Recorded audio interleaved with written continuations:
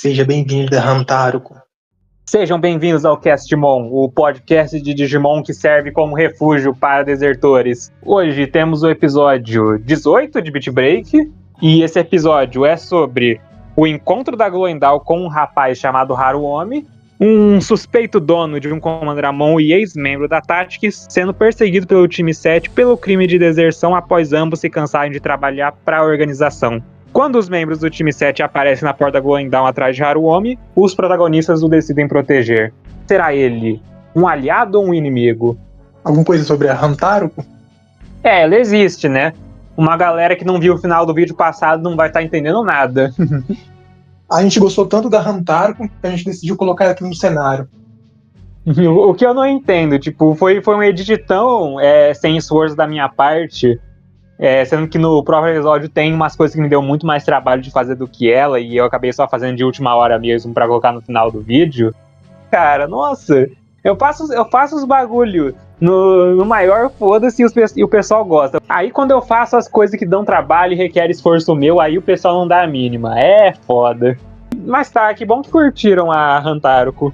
O episódio ele já abre com uma cena bem intensa. 5 segundos de episódio e eu já me sinto assistindo Predador. Ou Trovão Tropical, depende do seu gosto.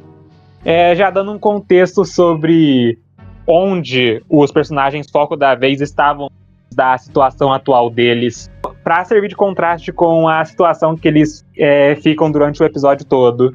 Cara, todo ferrado, todo fudido, largado no meio da rua, parecendo que bebeu todas lá, todo cagado, parecendo um mendigo. E mesmo assim tem drip, viu? Tipo, isso me lembra daquele meme de um cara assim com jaqueta de couro, com as roupas rasgadas, tá ligado, no meio do Japão, e o cara: meu Deus, quem que é esse cara? Ele é muito badass. Aí quando vê um outro cara respondia, ele: é um mendigo japonês. Aí quem toma a iniciativa pra querer ajudar ele é o Makoto, já que a Arene e o Tomoro viram eles não estão nem aí, só passaram mesmo, o que eles não estão errado. Não tem como você saber qual que é a do cara, então eles só vão embora mesmo. Mas é legal ver o Makoto sendo a pessoa que quer ajudar o cara nessa situação, principalmente saindo do episódio passado, onde ele diz isso, que ele quer ajudar qualquer um que realmente precisa de ajuda no momento. Aí com isso, o maluco ele consegue fazer a consciência do Tomori da Arena pesar um pouco ali, falando que ele tá prestes a encontrar o criador dele, porque pessoas sem coração não deram de comer pra ele. Custa, mas vamos ajudar o cara, né? Ele tá precisando mais do que a gente. Aí já nos levando diretamente pra Gloendal, onde o maluco ele basicamente comeu toda a comida que eles compraram pro Kyo depois que ele voltasse do Nirinso. Nirinso mencionado, let's go! Dessa vez a série demorou menos pra lembrar que esse lugar existe. Aí nisso o Gekomon acaba se revelando ali, e o Tomoro ele tenta esconder ele, o que a esse ponto eu não entendo o direito por que ele faz isso, já que a Pristimon e a Kiropmon ficam à mostra o tempo todo, mas tudo bem. O cara ele é meio suspeito mesmo, eles ainda estão desconfiados dele, não pode ficar dando informação assim pra qualquer um. E eles estavam certos de desconfiar do maluco, porque o cara do nada mete o louco e revela que ele é o dono de um Commandramon. Commandramon, meu garoto! Ah, meu garoto! Eu gosto muito do Commandramon, cara. Já comentei com você antes e um pouco no episódio passado, mas provavelmente meu Digimon nível criança favorito. O que é legal ver ele aqui, mas infelizmente é uma pena que ele só durou um episódio. Spoilers. Eu ia falar que o bro aí, a voz dele é o grande Uchiyama, que faz a voz do meu brother Shigaraki e Meruem. Eu achei interessante isso, eles deram até uma imagem perfil, assim, estilo Gloendal e Tactics pra ele, o que, considerando o personagem, faz sentido. Mas considerando o papel dele no episódio, tipo, é muito estranho eles terem escolhido um dublador com um nome bem grande, com um currículo bem grande assim, pra fazer esse personagem que basicamente lidaram com ele em um episódio. Pô, e é isso que tá me fazendo pensar, esse maluco ainda tem coisa pra mostrar na série, a história do personagem não acaba aí ainda não. Né? E pensa, pô, por que os caras chamaram um maluco foda e legal? Deram um perfil todo bonitinho, todo com informação pra ele, sendo que ele só vai aparecer por um episódio. Se acontecesse, ia ser muito based da parte deles, mas Eu duvido que seja o caso. Me adiantei um pouco aqui, mas realmente essa parte eu achei interessante. Deles terem dado tanto foco assim no personagem, terem dado tanto hype assim pra um personagem desse tipo, considerando o que eles fazem com ele nesse episódio. A gente ainda vai discutir mais um pouco se ele é um personagem secundário legal, se ele é um personagem marcante pra série. A gente já chega nisso. E, tipo, nisso da camuflagem dele, aparentemente, o nível de camuflagem dele é um pouco mais acima do que o normal, porque um detalhe legal nesse episódio é que o Gekomon, ele não percebe o Comandramon quando ele tá invisível. É diferente do que o Gekomon normalmente faz nos outros episódios, em que ele sente quando tem algo de errado acontecendo por perto. Depois do safado revelar que ele tem um Digimon e ter comido a comida toda deles, eles simplesmente falam: valeu pela comida, tô indo embora, tá? Falou! E aí, Arena, opa, rapaz, pera lá, tu é procurado? Não é, não tem nenhum pôster seu no bar da Mac? Beleza, então, se você não é procurado, você é um cleaner. Então vai trabalhar, vagabundo. Você deixou a gente sem comida, você sabe como é passar por isso, né? Então, aqui, ó, toma. Isso aí, a Reina botando moral, assim tem que ser assim. E eu acho engraçado isso, porque se o cara tivesse sido cínico ali, ele teria conseguido sair de boa da Glowing Dawn, tá ligado? Sem ter que ir atrás de comida pra eles. Mas aí não, como o cara decidiu revelar sem motivo que ele tem um Digimon ali, toma aí a punição, ó, pescaria. Digimon World 3 reference! Porque Digimon World 3 que inventou pescaria, é óbvio. Toda pescaria é uma referência ao Digimon World 3. Faz sentido, compreensível. E pra falar a verdade, eles até que estão indo bem na pescaria deles. Já dá pra ver uns peixinhos ali nos baldes deles com um pouco tempo deles pescando. Já tem mais sucessos do que aqueles canal do YouTube de pescaria que você coloca pra ter algum barulho de fundo enquanto você faz alguma outra coisa, tá ligado? Daí eles estão jogando conversa fora ali. O Comandramon, ele tá preocupado com o que o futuro aguarda ali pra eles e o que eles vão fazer em seguida. E a gente tem mais algumas cenas mostrando o tipo de trabalho suspeito que eles faziam antes. E aqui o episódio já deixa bem claro qual é o conflito do personagem do Comandramon. A gente vendo o episódio ao vivo até estranhou isso. Então, a gente tava até perguntando aqui, esse Comandramon tá hesitando. Será que ele é covarde? Será que ele não é a prova de bala? Será que ele simplesmente não quer matar? Aí, se não fosse essa última opção aí, não faria sentido, porque ele é pra ser completamente capaz de fazer esse tipo de missão. E ele realmente é capaz. O problema é que ele não gosta de fazer isso. O que é estranho vindo de um Digimon como o Comandramon, que ele é um Digimon que você veria em montes, trabalhando pra alguma organização, e eles teriam algo tipo mentalidade de formiga, sabe? Eu só sou um entre milhares de outras formigas insignificantes e eu devo fazer o meu papel como operário e nada mais. Mas isso é um aspecto muito legal dos Digimons de Beat Break, porque diferente do mundo digital, onde você veria o ambiente moldar o Digimon ou que ele treinasse para virar algo assim, em Beat Break o Digimon ele não tem essa escolha. Ele já nasce daquele jeito, sendo programado para auxiliar e seguir o dono dele, independente da vontade. Esse foi um dos temas do episódio 7, inclusive, onde a gente presencia o sofrimento de um Digimon que não quer ceder para a natureza dele. É uma parte muito legal pro personagem do Comandramon e pro funcionamento dos Digimons nessa série. Eu ia falar, cara, que é interessante esses pontos a gente falar do Comandramon e do Black Galgamon. E será que eles vão colocar isso com um elemento maior? Tipo assim, a crueldade assim, da natureza, como existem pessoas que estão aprisionadas assim, em suas naturezas e tudo, sabe? Eu não vejo isso sendo o tema geral da série, mas sim tipo um tema que a gente vai ver em alguns episódios. O próximo episódio, ele provavelmente vai focar muito em liberdade e o que isso significa. Tipo, esse episódio mesmo, tá ligado? O preço da liberdade, o preço de ser livre. Então, sim, tem um ponto bem pertinente de discussão sobre natureza versus criação em Beat Break. E beleza, depois dos flashbacks, o episódio ele já dá uma pista de que o Haruomi não tá exatamente planejando que ambos saiam livres e impunes dessa situação, o que naturalmente deixa o Comandramon nervoso ali, causando uma discussão. E aí o Tomoro, ele ouve essa discussão deles e vai falar com os dois. E aqui essa cena, nossa, essa cena, ela é um paralelo com a cena do episódio 3. Foi um jeito tão bom e natural de fazer um callback pro episódio 3, porque dessa vez é o Tomoro que responde a mesma pergunta que ele tinha feito pra outra pessoa, do porquê eles são cleaners e eles não ganham dinheiro. Tem até um frame dele com o Gekomon no ombro dele, na mesma posição que ele tava nessa cena no episódio 3, e dá pra ver a diferença do clima da cena, daquele episódio pra esse, na expressão do Gekomon, em que o Gekomon, no episódio 3, ele tá triste porque o Tomoro não quer seguir as dicas que o Gekomon deu ali pra ele pescar, e no episódio de agora, ele tá feliz, tá ligado? Ele tá comemorando. É muito legal, cara. Nossa, eu vi a cena aí, na hora me lembrou a cena do episódio 3 e eu não podia estar mais satisfeito com ela. E tipo, já nessa cena aí, depois do Haruomi ouvir tudo que o Tomoro teve a dizer sobre a Glowing Dawn e o que eles fazem, porque eles não ganham dinheiro, eu já consigo ouvir as engrenagens na cabeça dele, assim, girando. Ele até deixa um dos pensamentos dele vazar ali, tá ligado? Comandramon, fica com esses caras. E tem a ideia também, né?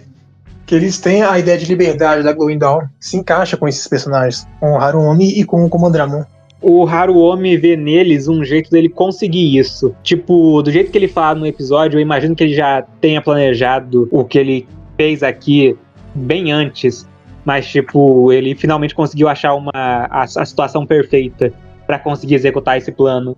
Onde, tipo, mesmo se ele falhar, ele ainda vai ter algum lugar pra deixar o Comandramon. Então, sim, tipo, na hora o Mastermind ali, o Sr. Keikaku Dori, dessa vez sim é Keikaku Dori total. E ele pensando, tá, ok, é agora. Mas, infelizmente, depois dessa fala aí do Haruomi, eles não recebem muito tempo pra discutir sobre isso, porque já chega o Ranpomon bombardeando as pedras do rim dele na Glowing Dawn. Explode a ponte! Explode a porta! Raito já chega lá, anunciando que vieram atrás do Haruomi.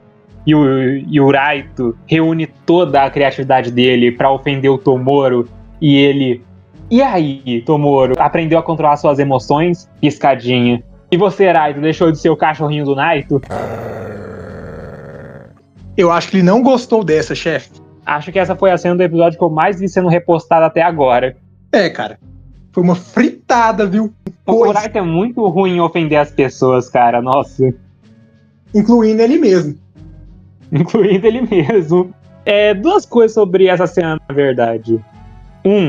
Nisso do assunto das ofensas do Raito, fizeram isso dele ver emoção como um xingamento, parte consistente do personagem dele. Nesse episódio, no episódio 14, ele não para de calar a boca sobre isso. E 2, como o Tomoro sabe o nome do Naito? Eu tinha até perguntado pra você antes disso, pra ver se eu perdi alguma coisa. Porque, tipo, ele não ouviu em nenhum momento o nome do Naito, porque o Naito e nem ninguém falou o nome dele. Eles não tiveram nenhuma interação, na verdade. Eu tava achando algo estranho nessa cena, mas eu não conseguia achar o erro de primeira e era isso. Cara, sei lá, se tipo assim, em algum momento, igual eu falei, né? Teve alguma troca assim, de conversa entre os personagens, alguma pesquisa, mas que não foi mostrado na série em si. É o único jeito que eu consigo pensar aqui, cara, até agora. Eu não tô lembrado também, não. Eu também pensei nisso, tipo, o Kyo falou pra ele off-screen. Mas, tipo, o Kyo também não sabe o nome do Naito. O Naito não falou o nome dele pro Kyo, tá ligado? Então... E o Kyo também não sabia da organização. A Tactics é um território novo de conhecimento pra ele, sabe? Então... Foi estranho isso aí. A impressão de que os escritores da série, eles estão contando muito com a gente já saber de informação, tá ligado? Eles esqueceram que alguns personagens não vão saber dessas informações. Que eu ia falar que qual pra você fazer. Eles não sabiam sobre as táticas antes, né? Mas depois eles vão passar um tempo, também, talvez eles pegaram, esse cara aqui parece desse jeito, esse cara aqui parece assim. Só que eles tentaram conectar as informações e desse jeito eles descobriram os nomes. Só aceita até agora, né? Tipo, só aceita. Não importa muito, a zoada do Tomoro foi boa, é isso que importa. Isso. Depois disso, a gente tem 2 trocas de diálogos bem legais, na verdade, já que, como o episódio passado, a gente tem uma relação mais sólida entre cada membro da Glowing Dawn com os membros da Tactics. A Arena e o Granite trocando farpas ali sobre a casa deles, e a interação bem vergonhosa do Makoto e da Hotaru pra combinar com as interações deles no episódio passado. Aí o Raito, ele já tá ficando impaciente com a situação. Tomoro já faz aquela cara de nojo e repulsa dele. E ele fala, não vou, não quero não, vou entregar o mendigo não. Porque eu até posso ter nada a ver com esse cara. Ele pode ter se fingido de coitadinho e ter comido toda a nossa comida. Ele pode ter matado dezenas e ter arrastado o Digimon dele pra matar pessoas junto com ele. Mas aceitar um pedido vindo do Raito, não. Aí já chega, aí você tá à beira do meu limite. Muito bom, cara. Aí começa a tocar Edge of Limit. Mentira. Aliás, você fica surpreso com isso? Tipo, Edge of Limit só tocou uma vez na série até agora? Eu percebi isso, mas fico pensando se é uma coisa boa ou uma coisa ruim, né? Porque uma coisa boa porque aquele momento foi especial, né? Mas tem aquela saudade. Será que ela vai tocar de novo quando for pra forma perfeita? Ou sei lá, quando for um momento épico mesmo? Teve bastante cena do episódio 12 pra cá pra você conseguir encaixar Edge of Limit, mas eles não colocam. Normalmente eles usam ou o tema de batalha da série ou Ressonance. É legal ver que eles estão guardando Edge of Limit pra ser uma música realmente especial. Tá, daí o Raito, ele fala que ele vai aproveitar essa situação pra devolver o favor pelo que o Tomoro fez com o Rantomon dele, por culpa dele, e um confronto entre a Tactics e a Glowing Dawn se inicia ali. Onde fica a sua fazenda? Toma porra da minha fazenda! Mais ou menos, na verdade, porque é só o Comandramon que faz alguma coisa ali, infelizmente. Sacanagem com o meu garoto. Tipo, mas é legal pra mostrar um pouco do que ele pode fazer, já que pela circunstância em que o episódio coloca ele não teria a chance de brilhar. O destaque pra mim sendo a granada dele, a DCD Bomb. E até legal que dá pra ver escrito DCD na granada bem claramente durante o episódio. Infelizmente o Comandramon não dura muito tempo ali, porque a Tailobon já corta o barato dele com um dos golpes dela. Trocadilhos, cortar, entendeu? Soldado abatido! Soldado abatido! Comandramon abatido! Comandramon abatido? O quê? Não! O Tomoro tenta ajudar o soldado abatido, mas o Haruomi já levanta ele como se fosse uma criança, coloca ele assim no ombro, leva ele embora. Ô, seu doidão, seu maluco. Vamos embora daqui, retirada estratégica, deixando o coitado do Comandramon pra trás, sacanagem. Cusão. Mesmo sabendo qual que é o plano dele, eu ainda acho um nível de frieza absurdo da parte dele. Mas, de novo, ele já matou dezenas de pessoas, então é coerente antes de qualquer coisa. Tem isso, né, cara? Já estão preparados, já. Eles não vão matar o Comandramon, eles não foram ordenados pra isso. Eu vou pegar esse maluco aqui impulsivo, porque ele vai ser importante pro meu plano mais tarde. Então vamos embora daqui. Próxima cena, todo mundo tá escondido num galpão.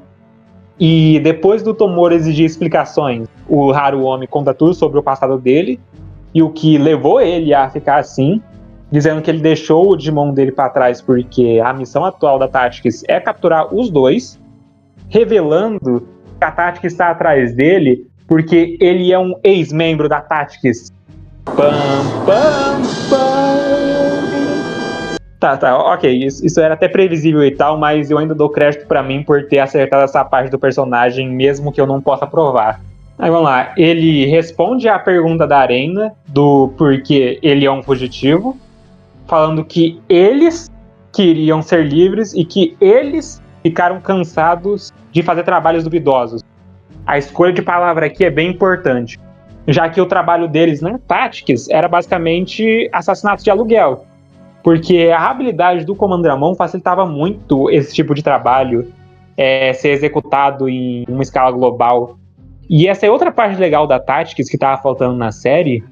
É dito algumas vezes que a Tactics opera pelo mundo todo, e até agora a coisa mais próxima disso foram as cenas onde a Tactics e o Seraph estavam fora dos combates, como por exemplo a cena do Seraph treinando outras equipes da Tactics e a conversa deles com o Clay. Porque quando eles estavam em combate, eles não parecem ter saído da área da Baía do Japão, que é onde a Glowing Dawn opera.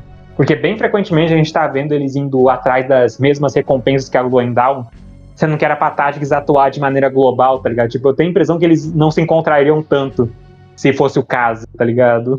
Pode ser só cozice também, tá ligado? O Raito vê, opa, tem uma recompensa ali na área da Baía do Japão, vamos atrás da recompensa pra zoar um pouco a Glowing Dawn. Né? Aí tem a fala do Gekomon, pode falar sobre ela. Cara, essa toupeiragem aí do Gekomon seria um tipo de piada que eu faria, tá ligado? Serviu pra levantar um pouco o humor do Haruomi. O maluco tá tão coringado a esse ponto que, tipo, ele não fica nem estressado, ele só dá risada mesmo. Depois dessa fala bem engraçada aí do Gekomon, o Haruomi, ele vai direto ao ponto e ele pede a ajuda da Glowing Dawn pra executar o plano dele de se tornar livre. O primeiro passo desse plano sendo resgatar o Comandramon, e antes que qualquer um deles possa dizer não, ele diz que esse plano não vai ser de graça. Pristimon já fica desconfiado dele ali, perguntando se ele tem dinheiro, sendo que acharam ele em situação de rua antes. Mas aí ele fala que por causa dos trabalhos duvidosos dele, ele era bem pago e o dinheiro dele, desses trabalhos, está escondido e ele vai pegar esse dinheiro depois pra eles. O que eu acho que ele tá miguezando ali. Isso é um migué dele, cara. Eu não acredito nesse maluco, não. Tipo, eu acredito que ele era bem pago, mas a Tactics deve ter congelado a conta dele ou alguma coisa assim. Porque se ele tivesse como acessar o dinheiro dele no momento, ele não estaria naquela situação ou pedindo esse tipo de ajuda. Mas depois desse episódio é meio difícil você conseguir deduzir o que é verdade e o que é mentira do que ele tá falando. Então, tudo bem. É um episódio bem Mugen Core mesmo, viu? Aí então, o Haruomi, ele explica o resto do plano deles, falando que Arene e o Makoto vão servir de distração. Olha só, parece que ele também assiste a série pra colocar eles no papel que eles já fazem normalmente. Enquanto o episódio omite a parte que o Tomoro tem no plano pra surpresa do episódio funcionar mais pra frente. E pra levantar a dúvida da gente aqui mesmo, porque o Tomoro ele ainda tem dúvida das intenções reais do Haruomi, ele decide sair de lá pra pensar sobre o assunto.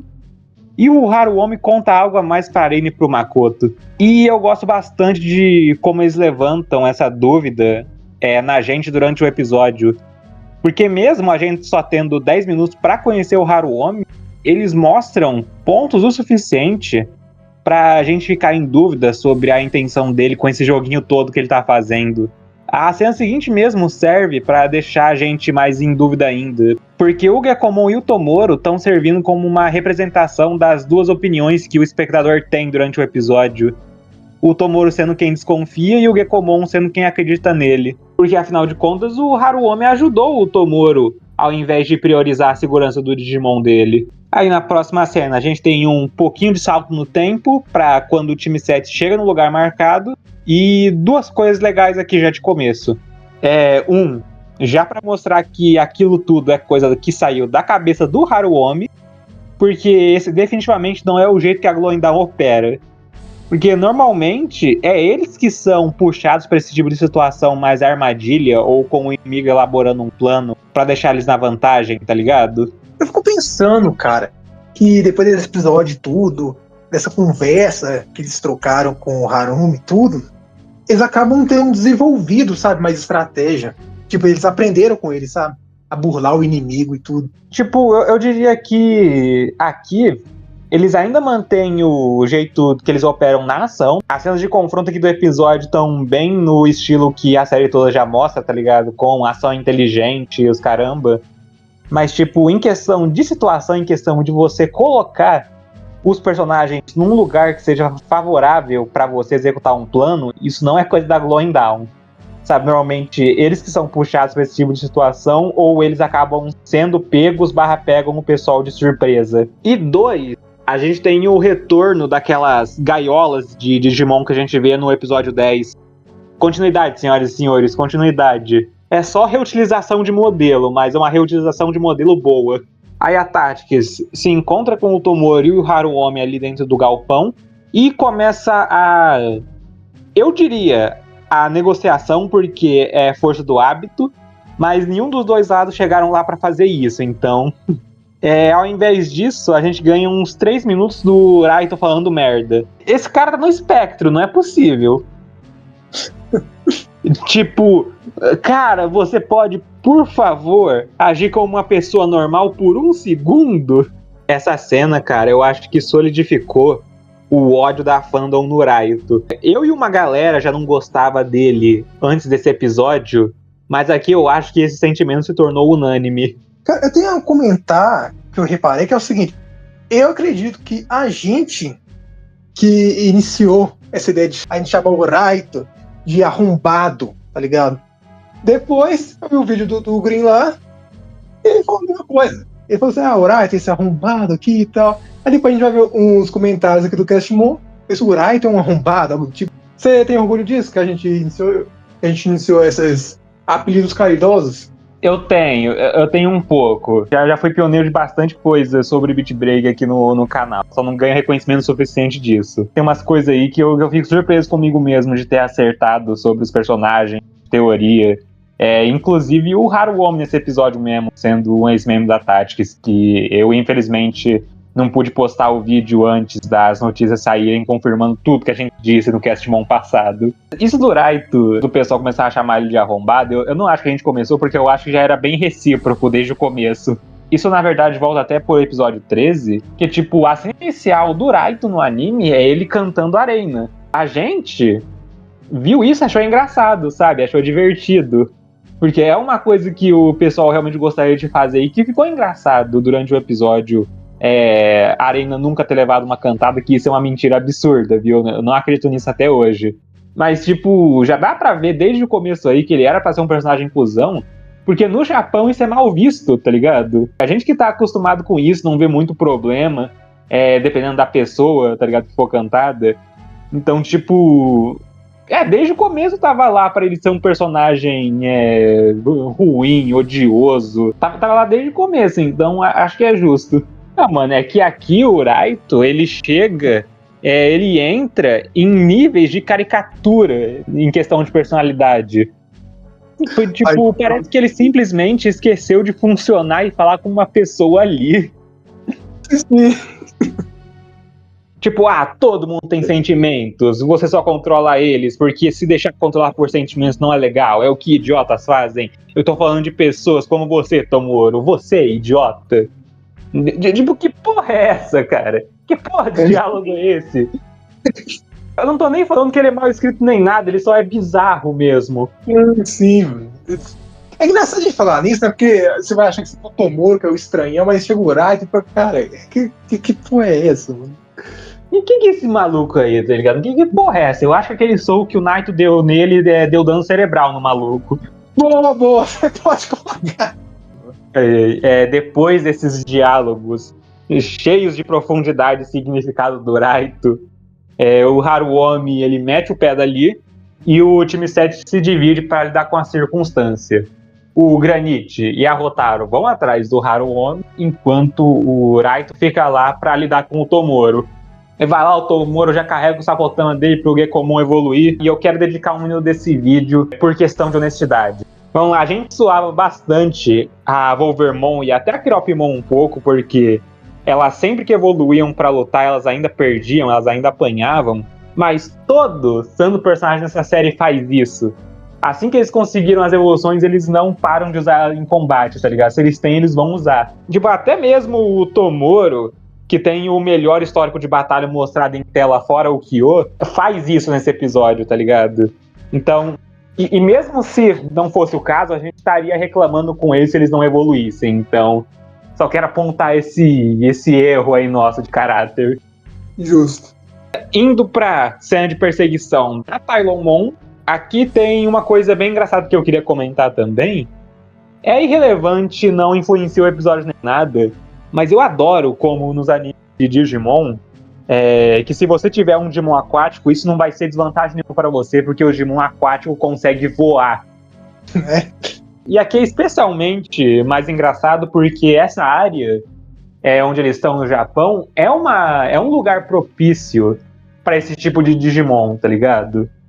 Eu até tinha comentado isso antes, que tem pouco Digimon aquático na série, mesmo que com a cidade toda alagada, eu sinto que eles conseguiriam operar de maneira melhor. E mesmo assim, o Tylonmon, ele ainda escolhe fazer a perseguição em terra mesmo, na estrada, como se ele fosse um carro. Eu gostei dessa cena desse clash aí, do ataque do Tylonmon contra a Wolvermon, sabe?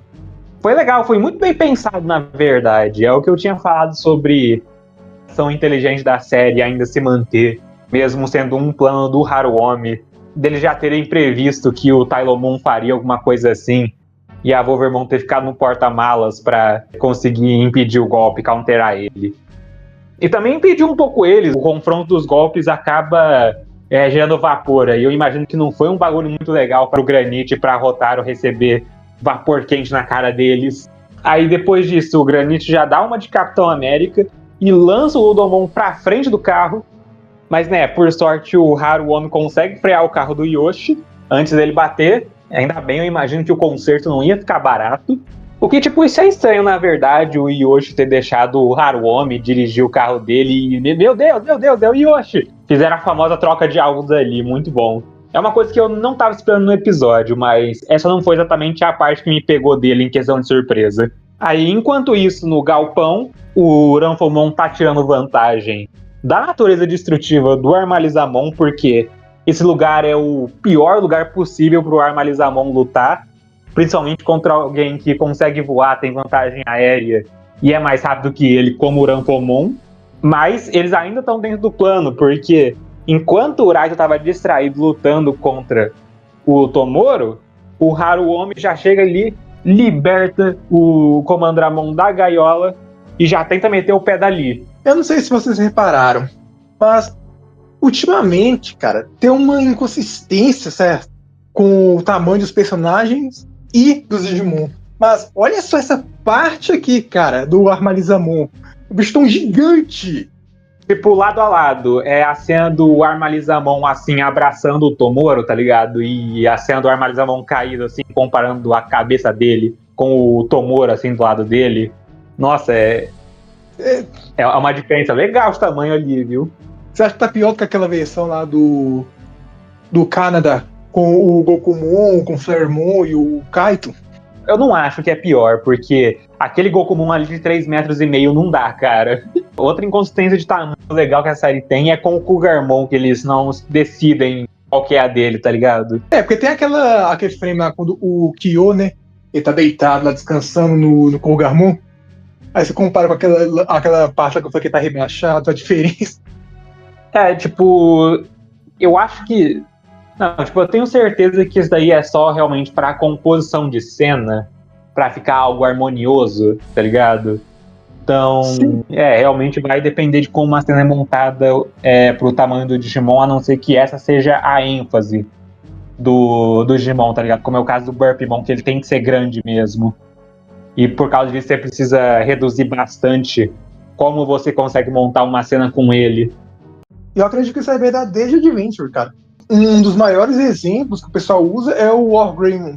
Sim, verdade. Aí vai lá no reboot, os caras vão atacar isso no lixo, o Wargreymon tem tipo 60 metros de altura. Ele é o titã colossal de Shingeki no Kyojin, foda-se. Isso aí também porque você não vê o tipo de inimigo que o Wargreymon vai contra naquele reboot, cara. Nossa, que hilário. Por isso que eu falo, cara, eu acho que em algum momento eles começaram a colocar uma certa flexibilidade, assim, se o Digimon pode ou não alterar o tamanho, mas não é algo que é explicado na série, porque a gente sabe que isso é verdade sim, em alguns casos específicos, né? Eles estão sendo mais liberais com os Digimons aqui, o que até certo ponto eu acho positivo, porque meio que evita aquele tipo de discussão que o pessoal faz usando retrocontinuidade de série que não tem nada a ver com a série do momento, tá ligado?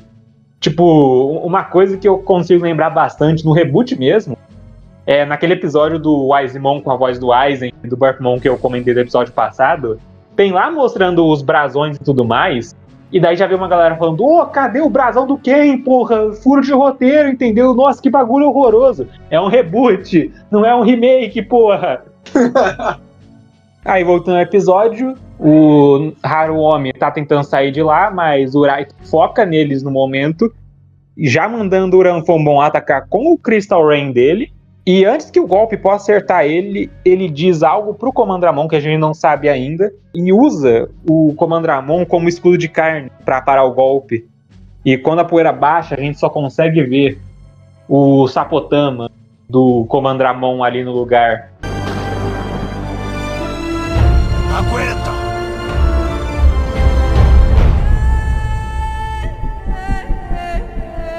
Soldado abatido! Soldado abatido! Soldado abatido! O Comandramon foi abatido! Comandramon abatido? Meu Deus, Comandramon abatido! O Uranfomon e o Raito, eles incrivelmente parecem tristes, ou pelo menos frustrados, com a morte do Comandramon. E eu não sei qual que é a do episódio e o que ele quer passar com essa cena aí. Tipo, o Uranfomon, sim, eu vejo ele ficando triste de ter matado o Digimon, mas o Raito, eu não sei se ele se sentiu assim também. Eu acho que ele tá mais frustrado, que ele sabe que o Naito vai dar um esporro nele depois. Talvez esteja vendo demais essa cena, talvez. Mas eu gosto de analisar a reação e as expressões dos personagens nesse tipo de cena, pra ver se eu consigo entender o que eles realmente estão pensando. Porque, tipo, é uma situação bem atípica, tá ligado?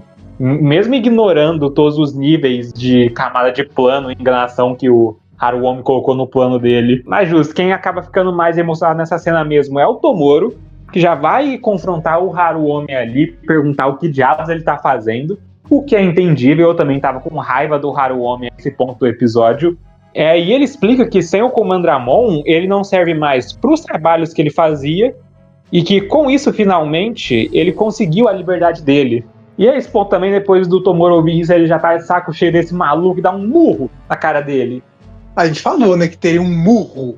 Assim... Eu fico surpreso que o Tomoro não fez isso antes com algum outro personagem. Poderia ser, né? A Uraki também ficou de saco cheio com essa situação e já sequestra o Haruomi ali. Mesmo que o plano original seja levar os dois, eu imagino que se ele não levasse o Haruomi, pelo menos seria pior pra ele. E a esse ponto eu jurava que o Tomoro ia simplesmente deixar o Raito levar o Haruomi. Tá ligado? Leva esse maluco, eu não quero saber mais dele. Não tem nada a ver com ele, que se dane esse maluco. Mas a esse ponto também eu acho que o Tomoro, ele teve que fazer uma decisão bem difícil. Qual dos dois é mais cuzão? O Haruomi ou o Raito? E no final das contas ele acabou escolhendo o Raito. Aí, né, o Tomoro já mandou o Armalizamon atacar ali, e mesmo que o Uranfomon tenha desviado do golpe inicial do Armalizamon, o Raito, ele menciona que o Epulso do Tomoro tá diferente ali, que ele ficou surpreso com o jeito que o Epulso do Tomoro tá ressoando ali. E em sequência a gente vê o Armalizamon mais uma vez combando os golpes dele, usando o Neutron Blade e o Death Roll Press juntos. E o que é legal, porque eu tava sentindo falta desse golpe na série. Tipo, sei lá, aparecia o golpe assinatura do Armalizamon até o Neutron Blade aparecer, sabe? Mas voltando nisso do ataque dele, faz sentido ele conseguir combar esses golpes por causa do jeito que ele fica, a posição dos braços dele quando ele faz o Death Roll, permitiria que as lâminas de energia ainda saíssem realmente dos braços dele assim, para conseguir usar esse golpe. E eu achei isso interessantíssimo, um jeito de usar o golpe, porque quando o bicho ele se enrola, ele não é lisinho, tá ligado? Ele não é redondinho nem nada pra ter um giro uniforme. Então, tipo, ele vai ficar quicando mesmo, tá ligado? Ele vai ficar girando todo irregular. Então eu acho que ficou legal isso, dele usar essa irregularidade dele pra se projetar pra cima de maneira rápida pra conseguir acertar o Uranfomon, sem precisar usar o Neutron Laser, que não é rápido o suficiente para acertar o Uranfomon. Não sei, achei isso muito interessante, esse aspecto da anatomia do bicho que eles tiraram vantagem. Vamos lá, você acha que esse golpe do Armalizamon agora é o não golpe do Murasame e do Flaremon mais forte da série? Então, eu não sei se é isso que faz você realmente carregar e fere até um Digimon de nível perfeito, né? É isso. Ah, mesmo assim, pô, pensa, o cara tá combando 2 golpes de uma vez, que já é o combo de outro golpe. O quanto que o Ludomon se esforçou pra defender aquele campo. Nada. Pois é, tá vendo? Se realmente fosse tão forte, assim, teria falado, isso aqui foi um pouco difícil de aguentar, isso aqui foi um pouco difícil. Eu acredito que ele teria comentado algo do tipo, ou sei lá, deu pra ver um tipo de umas manchas assim no Ludomon, sabe? Ele mesmo não precisou falar nada. Só você ver o estado que ele ficou. Então você pensa. Que tem 2 partes, 2 aspectos nessa cena aí pra mostrar que o golpe ele sim é forte, que é a reação do Raito, dele realmente ter se cagado nas calças por um momento ali, e o Granizo ter falado, nossa, essa foi perto, né? E comenta, eu não precisava disso e tudo. Mas o cara se cagou nas calças ali, tava todo suado. E ele ainda fala, não precisava da ajuda de vocês, não. Eu queria ter morrido sozinho. Mas você pensa, se esse Armalizamon, ele seguir, esse Armalizamon específico tomou, ele seguir a ideia do perfil, ele carrega mesmo um neutron laser, sua capacidade máxima, que seria capaz de ferir um demônio de nível perfeito. Que bem, ele derrotou um demônio perfeito, né? Mas aquele Death Row Press, ele não feriu, assim, nem foi grande coisa com um demônio nível criança, sabe? É meio engraçado quando você for comparar as coisas, cara. Eu falo, mano, o Ludomon é absurdo. Que porra é essa? E nem evoluiu ainda, né, cara? Tem isso. Na verdade, isso é algo até interessante se for pra pensar. Pensa, o Ludomon ainda não evoluiu, cara. Como que eles vão peitar, então, o Cleitão? Tá entendendo? Porque a gente imagina que o Clay seria mais forte, tá ligado? Sim, exatamente. Esse é o ponto. Tipo, eles estão custando lançar um tipo de ataque, ou algo do tipo, eles estão custando ferir o Ludomon. Imagina então quando ele evoluir, que vai ficar muito mais forte. Aí você tenta comparar a evolução nível adulto dele ainda com, por exemplo, o Programamon do Clay. Tá entendendo? Eu falo, eles vão passar um aperto pra enfrentar o Clayzão então, cara. Depois do Ludomon tancar esse golpe aí na maior tranquilidade, como se fosse só uma segunda-feira normal pra ele, a Tactics leva o Haru embora, frustrados, principalmente o Raito, porque eles não conseguiram completar o trabalho com excelência, já que o objetivo dessa missão era outro. E aí, com isso, chega a Glowing Dawn e o Yoshi nos galpões ali, e com isso a gente vai para a próxima parte do episódio, que é explicando o plano verdadeiro do Haruomi, e também o fato do Comandramon ele não ter sido abatido. Olha só, Comandramon não abatido. E aqui que a gente tem a virada do episódio com o Comandramon e a Arena explicando pro Tomoro qual que era do plano real. Em que, tipo, ninguém de verdade ali conseguia ter todas as peças do plano do Haruomi pra aquilo ali fazer sentido. Aquela frase foi da hora, assim. Pra você enganar seu inimigo, você precisa enganar até mesmo seu amigo, seu aliado. Tá. E enganar os telespectadores também, cara. Nossa, eu fui pego legal nessa parte aí. Eu não fiquei tão surpreso assim com eles terem trocado o Yoshi pelo Haruomi ali pra fazer esse plano, mas eu fiquei realmente surpreso com o Comandramon tá vivo. Porque, tipo, foi convincente o suficiente. O Comandramon fala que aquilo dali foi um teatrinho bem brega, mas eu comprei. Mas eu comprei, tá ligado? Eu vejo muito fácil aquele maluco coringando daquele jeito. Não importa o que aconteça, eu vou ser preso, eu vou ser morto, não importa, eu tô livre, porra, não preciso fazer mais nada disso. Mas realmente esse não era o plano do Haruomi desde o começo, porque ele contou uma versão diferente do plano dele pra cada pessoa envolvida ali. Eu acho que nem o Comandramon, na verdade, sabe qual que era do plano completo dele, por causa que... eu tenho a impressão que se ele contasse pro Comandramon, ele não ia querer fazer. Ia acabar atrapalhando o plano dele. Porque isso é uma coisa frequente do personagem dele durante o episódio todo. Ele faz decisões bem frias para que tudo corra de acordo com o plano dele, para que tudo corra do melhor jeito possível. Acho que nem eu, na verdade, depois desse episódio, eu consigo juntar todas as peças que a gente teve de informação nesse episódio para saber qual que era a do plano dele. Tipo, é assim que você faz um personagem inteligente de verdade, sabe? Não é fazer ele, meu Deus, eu previ isso, e aí eu vou prever aquilo, mas eu sei que você vai fazer isso, então eu fiz aquilo. Mas eu sabia que você ia fazer aquilo se eu fizesse aquilo, então eu fiz isso. Sabe, não é assim, tá ligado? Não é assim meter eu desvio do seu desvio. Então isso aí foi um jeito legal de realmente fazer o personagem parecer competente e inteligente durante o episódio todo, com ele sabendo colocar as pessoas no lugar certo para que ele consiga realmente fazer o objetivo dele se concretizar. Mas, independente do que é verdade ou não, a interpretação final, de acordo com o Comandramon, era de que ele fez tudo aquilo pelo Comandramon, ele já sabia desde o começo que ele não conseguiria se safar da Tactics, então ele só quis garantir a liberdade daquele que ele mais se importa, do Digimon que sempre esteve do lado dele e que sofreu junto dele, mesmo ele nunca pedindo por algo assim. Do mesmo jeito que ele também provavelmente queria alguma coisa assim pra ele, do mesmo jeito que ele queria que ele tivesse alguém que tivesse feito isso por ele. E daí, com isso, o Comandramon, ele tá com um pouco repulse, depois dele ter aguentado o golpe do Uranfomon, que sim, eu acredito que esse foi o que aconteceu no episódio, mas por causa disso ele ficou com pouco repulse e ele começa a regredir de volta pro Bonmon, numa cena de despedida bem forte, na minha opinião. Cara, duas coisas. A primeira, o pessoal gosta de Bonmon, viu? Esse, eu acho que é o terceiro Bonmon diferente da série. É o quarto. Quarto? É o quarto. Tem o do Nerinço, tem o do Kenkimon que morreu, tem o do Bombernanimon que foi capturado e tem esse.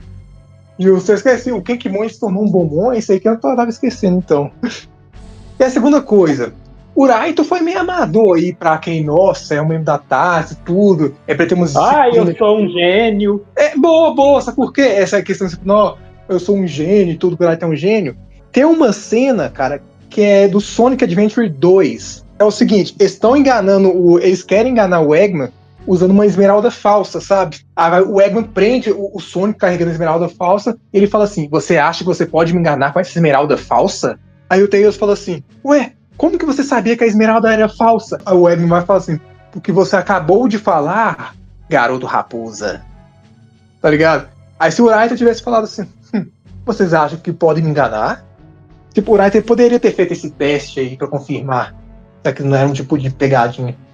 Sim, ele podia ter feito isso, mas eu acho que isso ia ser mais amador pro Haruomi, porque na cena aí do Tails, ele contou com a insegurança e meio que a inocência do Tails, tá ligado? Que ele ia responder. Eu tenho a impressão que o Haruomi, se ele tivesse recebido essa pergunta, ele ia falar, eu posso? Eu consigo? Tá ligado? Ele ia responder a pergunta contra a pergunta, ia deixar o Raito mais bugado ainda. Aí com isso, a gente já corta direto pra Glowing Dawn, onde eles levaram direto pra lá, em vez de levar pro Nerinço, que hoje também já tá lá e ele agora sabe dessa aventura toda que eles tiveram durante esse dia e que a única coisa que eles podem fazer agora é respeitar o desejo do dono dele e ele poder ter uma vida livre sem que aqueles pesadelos que ele tinha antes continuem a assombrar ele. Aí com o Tomoro, ele refletindo sobre as ações dele durante o episódio, ele se sentindo mal pelo Haruomi, a gente corta pra cena final do episódio com ele já na base da Tactics e o Seraph dando o esporro no time 7, falando que o Sr. Clay queria que eles capturassem o Naruomi para que ele pudesse ser colocado em um tal de leilão e que essa missão foi uma falha total na visão do Seraph e que essa é a última chance que o time 7 tem para se redimirem.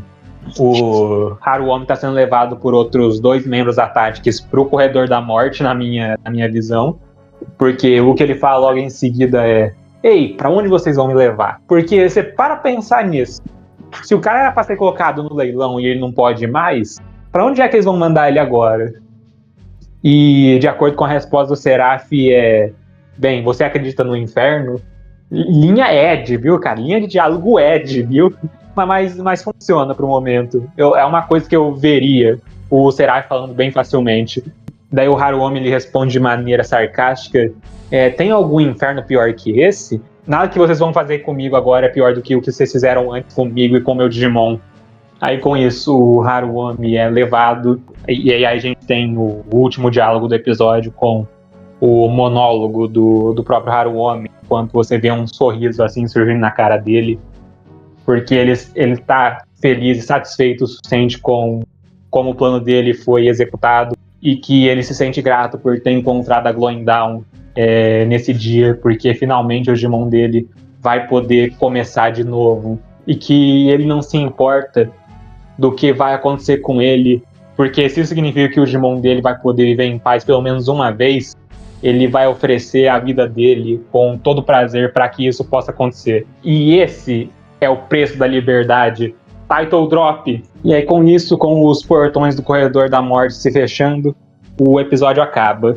E com isso a gente tem a prévia. Pessoas girando, finalmente algum sinal das pessoas girando. Quando as pessoas girando não aparecem na série, você tem que se perguntar: onde estão as pessoas girando? E a resposta é isso, estão aqui nesse episódio. O leilão do mercado negro.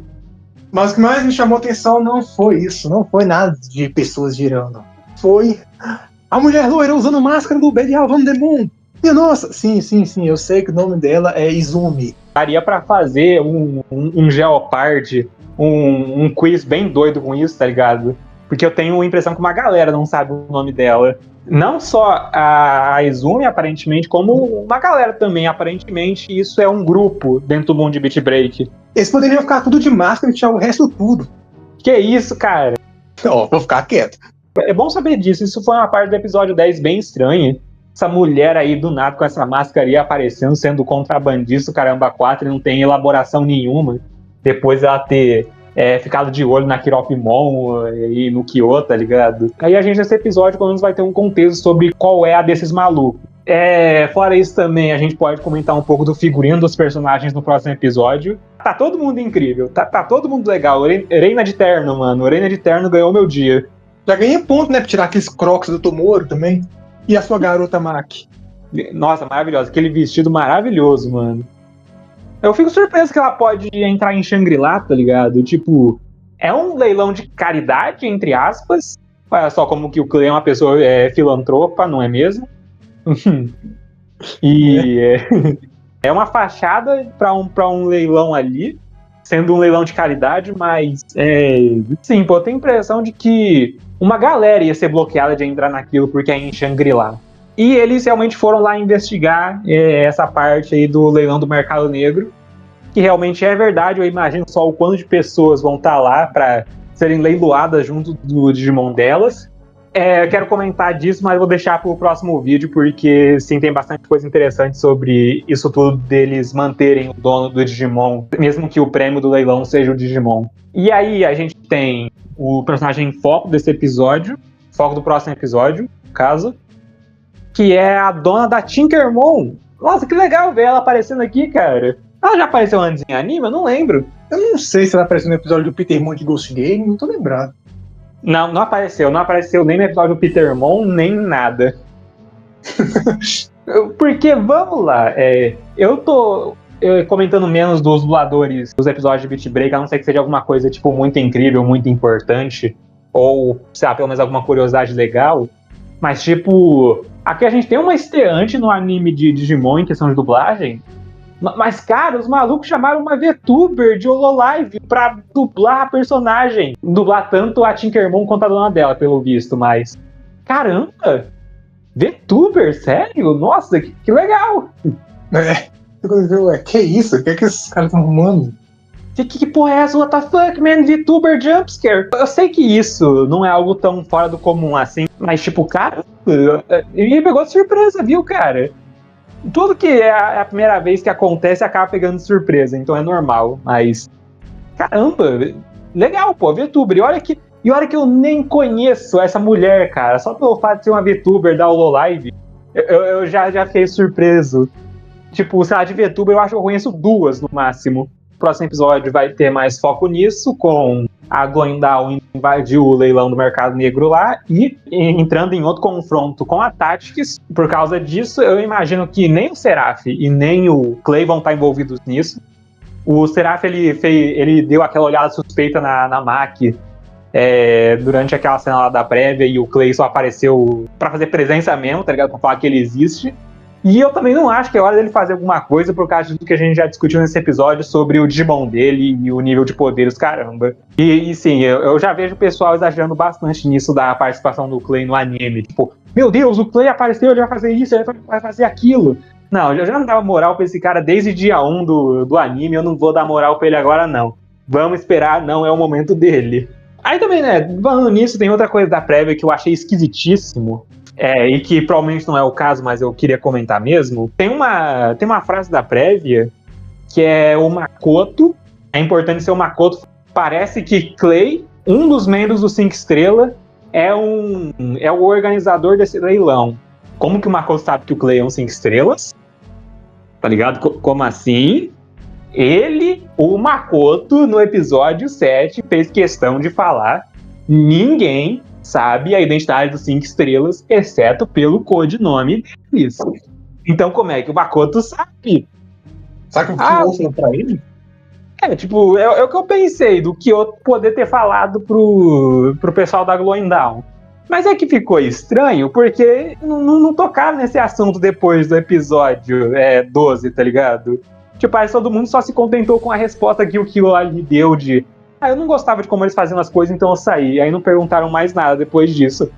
Então fica estranho eles saberem disso, sendo que pelo episódio 12 parecia que eles perderam o interesse, ou pelo menos respeitaram a vontade do Kyo de não querer falar sobre. Ou pode ser o caso, né? Da prévia misto quente. Já aconteceu antes, algumas vezes, de frases da prévia não estarem no episódio, ou elas serem diferentes do que é no episódio, tanto em questão de palavra, entonação e contexto mesmo. Porque você pensa, a prévia ela tem que ser gravada durante a produção do episódio, certo? Então eles têm que fazer a prévia baseada no roteiro do episódio seguinte, tá ligado? Então, nem sempre vai bater com o que realmente é feito no anime durante a gravação e a entonação dos dubladores com aquela cena, e também se tiver alguma mudança no roteiro enquanto isso. Então, sim, eu acho que é quase certeza de que essa prévia desse episódio aí é esse diálogo de prévia onisciente, mas se não for o caso, se o Makoto no episódio falar que o Clay é um 5 estrelas, sendo que ele não era pra saber e a série não deu nenhum indício do que eu ter falado isso pra eles até agora, aí é furo. Entendeu? Tô parecendo um gringo essa porra, cara. E é basicamente isso da prévia. Com isso, o episódio fecha no geral. Um episódio muito forte, um episódio com um personagem bem marcante. Bem inteligente também, eu fico surpreso com o que eles conseguiram fazer com o Haruomi nesse episódio. E o quanto de hype eles deram pra esse personagem, o quanto de carinho e atenção deram pra ele. Sendo que ele tem uma participação tão pequena no anime, em questão de escala e porcentagem. Um episódio que de algum jeito ou outro tem como a gente conectar, né? O Shigaraki, seu garoto com Mandramun e Trovão Tropical. Que combinação, hein? Que combinação, senhoras e senhores. Esse episódio também eu vejo ele sendo uma versão melhor do episódio 15, na questão de tipo, você ter alguém que já foi ruim antes, mas agora tem a oportunidade de começar novamente como alguém melhor. E talvez uma versão mais animada, tipo, e menos emocional do que o episódio 7, por exemplo, também, que tem essa temática. Então, sim, são temas bem frequentes na série que você consegue ver diferentes meios de você conseguir executar esse tipo de história em diferentes episódios. E eu fico surpreso que, tipo, a gente não parou a pensar nisso até a gente realmente fazer esse vídeo ou pensar mais sobre o episódio, porque realmente não parece redundante com os outros episódios, sendo que todos esses episódios têm basicamente a mesma premissa. Você acha que o Haruomi é o personagem mais marcante, o personagem secundário mais marcante da série até agora? Tá entre ele e a Haruko, né? É o que eu pensei, cara. Tipo, eu parei de pensar sobre isso e pensei, tá, em questão de personagem secundário, pô, o Haruomi é legal e tal, tem aqui, tem ali, mas, putz, a Haruko. Será que ele ganha da Haruko, cara? A Haruko apareceu em 2 episódios, né? Tem isso também. Tem esse detalhe, a Haruko ela teve 2 episódios pro personagem dela, pra gente realmente se conectar com ela. E a resolução dela, eu acho que sim, foi mais satisfatória do que a do Haruomi, por exemplo, mas eu acho que é só por causa que a gente teve esses episódios pra conhecer mais dela. Cara, diferente do Haruomi, que a gente a todo tempo tava duvidando dele sobre o que ele era sobre, e por isso a gente não conseguiu se conectar com ele direito. Tem um fato também que com a Haruko dá pra você conectar ela com um dos personagens principais, né? No caso do Makoto, a história dos dois e tudo. E também, ainda, tem também esse lance, né? De você também conectar o episódio dela com a Izumi, que vai aparecer no próximo episódio. Muitos elementos, muitos pontos pra se discutir, pra realmente você tentar ver qual que é o personagem secundário mais marcante do anime. E eu fico muito surpreso que essa série consegue fazer isso com os personagens secundários dela. Então, assim, é um trabalho de personagem muito bom que eles fazem nessa série, e eu espero que eles continuem com isso no episódio seguinte. Aí, com isso, o Castmon vai chegando ao fim. Eu espero que vocês tenham gostado desse episódio. Não se esqueçam de dar o like e se inscrever no canal para me motivar. Compartilhem o vídeo para quem gosta e até a próxima. Falou! Soldado abatido! Soldado abatido! Soldado abatido, coronel! Comandramon batido! Comandramon abatido? Meu Deus!